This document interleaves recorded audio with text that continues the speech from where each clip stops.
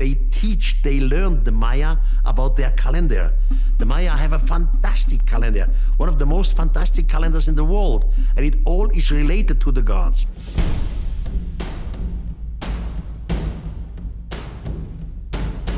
You see, every culture has a calendar, and every calendar has a starting date. For example, we live in the Christian culture. Our starting date is the birth of Jesus Christ. But the Muslim society has another calendar, and the Muslim calendar starts when the Prophet Muhammad went to Mecca, about 700 AD. So the Jewish tradition has another calendar. The Maya also had a special calendar, and the Maya calendar started 3114 BC. At that time, the Mayas, according to archaeology, did not even exist. So they must have taken their starting date from their ancestor, whoever it was. Now, what has it to do with the gods?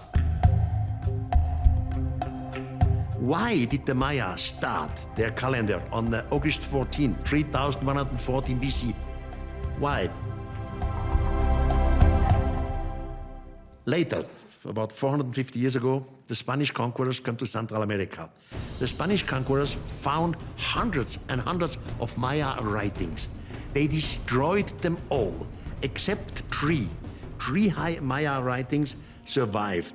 They are today in Dresden. Dresden is a city in Germany. They are today in Madrid and in Paris. Now, we are not even able to read these Maya writings, but the Dresden Codex, so that's how it is called, speaks about the Maya calendar. And we can read the figures. Definitely we can read them. And in the Dresden Codex, we learned that the Maya calendar started on August 14th, 3114 BC.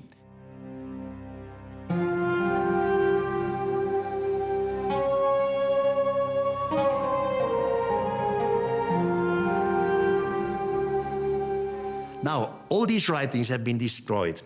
Just imagine we would have a war in our days, and an adversary would destroy all the Bibles. But the priests, the Christian priests, they know what's written in the Bible. They know it in their head, so they start to rewrite the Bible. The same thing happened in Central America. After the destruction of all these writings, the priests sat down in secret places and they rewrote the old stories. These are so-called the Mexican handwritings, or the Chilambalam books, they are called. And there, in the 5th Chilambalam book, one of the priests explains why they started their calendar on August 14, 3114 BC. Because this was the day when the gods from heaven descended. That was the important moment for the beginning of the Maya calendar. The Maya calendar has, in fact, an ending date. And the ending date was calculated some years ago for the year 2012, transferred into our calendar. And they said that that day, the world will disappear, the world will collapse. In fact, nowhere, in no one Maya handwriting, it is written that the world will collapse on the end of the Maya date. It's not true. But what, in fact, they say is true, on that day, the gods will return from heaven to earth again. Now the year 2012 passed by and there were no extraterrestrials returning. So where is the mistake? The problem is to translate the Maya calendar into our Christian calendar. You see, we say today, 2017 years ago, Jesus Christ was born. And there we started our calendar. But in reality, this is not true. Jesus Christ may have been born 20 years earlier or later. We don't know the exact date of the birth of Jesus Christ. We just fixed a date, which is not correct. So when we translate the Maya calendar into a Christian calendar, we still have this problem of translating the dates. So the Maya calendar ends and says, then the gods will return. This might be every day, practically today, tomorrow, or in the next 15 years. Over Europe are so-called sacred lines. Sometimes they call it ley lines. But what is such a line?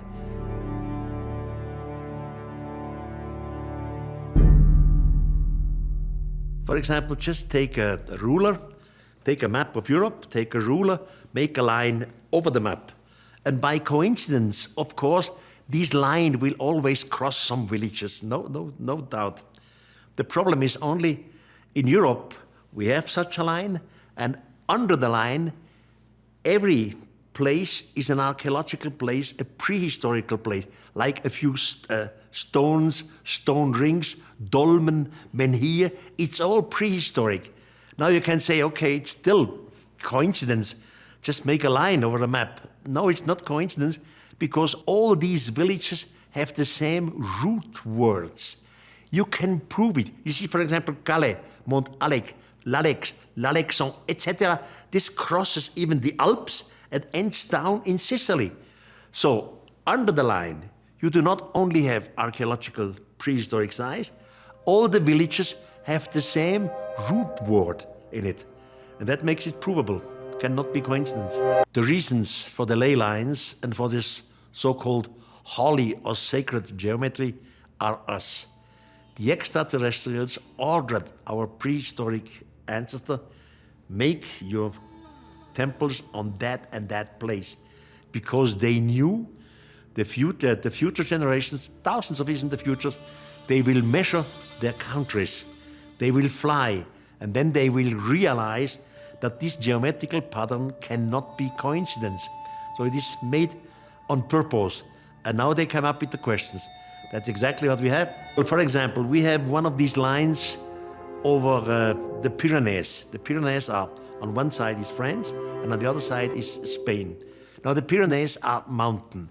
And there is one line crossing the Pyrenees. And of course, this line crosses again several villages. The problem is, the villages are not only prehistoric places, every word in every village contains the name star. If you look at it, for example, les étoiles, French, the stars, Lucella means the stars, all the line crossing the Pyrenees, and, for example, Aster means the star.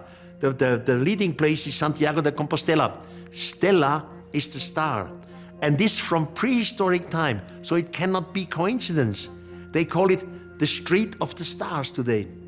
The extraterrestrials ordered our forefathers, please make this, because your generations later, thousands of years later, will realize it and they will ask the real questions. It's just the lines which go for thousands and thousands of kilometers from the north of Germany, crossing Switzerland, crossing the Alps, crossing Italy, ending in Sicily.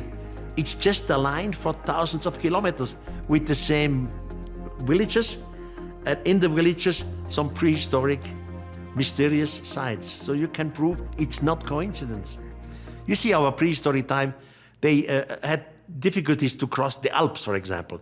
They did not know what is on the other side of the Alps. The Alps this is a border of 4 kilometers high, 4,000 meters high. So somebody told them, okay, make your holy place, but please make it exactly here and here and here and here. They knew the future generations will stumble over it. There are books on the market, for example, from a New Zealand pilot. His name is Bruce Ketty, and he has a walled grid, which these lines go all over the planet, including in faraway Peru, Easter Island. All these places are linked together. But this is not my research, which I can personally confirm, because I did not make this research. But it's out in the books of Bruce Ketty, is his name. He was an airline pilot for Air New Zealand. And his books are on the market, and he says there is a wall geometry all linked together. I know it for sure for Europe, the so-called ley lines, because you can prove it with the same names, the same the root words, and you can prove it definitely in Greece. All you need is a compass, and you have places linked together in the same distances. You see, one of these lines crosses Brittany over Stonehenge, crosses Europe, crosses the Alps, and ends right in Delphi.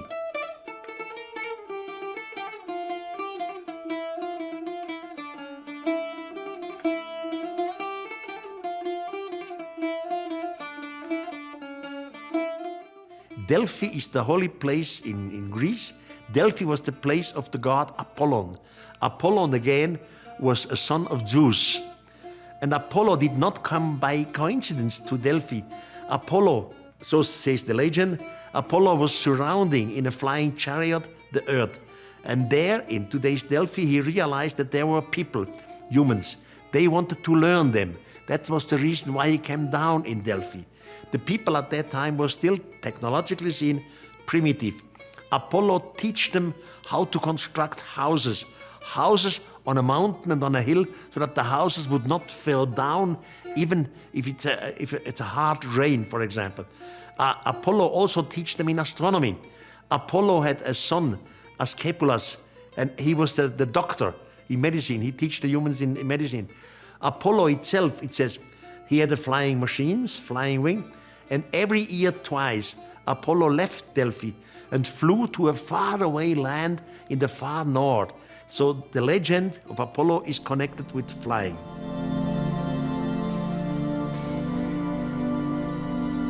So now I was at this airport, and the professor of archaeology took a compass and said, Erich, you can prove it very, very easy.